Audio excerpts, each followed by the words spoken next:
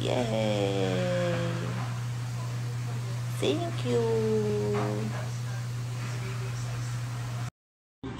May fruits. Hi, Sir Deo at PJ. Thank you po. Ganda naman ng flowers na yun. Oh. Hindi pa ako makatayo sa kama ko.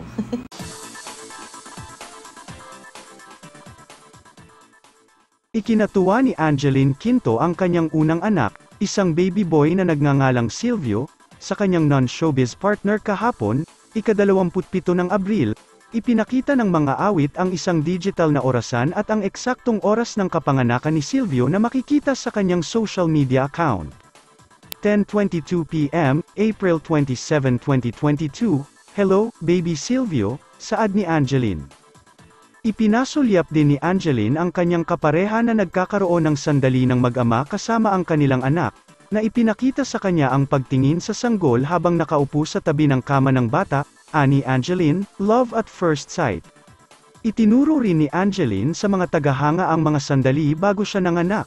Sa pamamagitan ng kanyang pahina sa social media, kahapon din ipinakita niya ang kanyang sarili na nakaupo sa loob ng isang van na nakasuot ng pijama at ang mga salitang "ready to pop" ay nakasulat sa kanyang tiyan.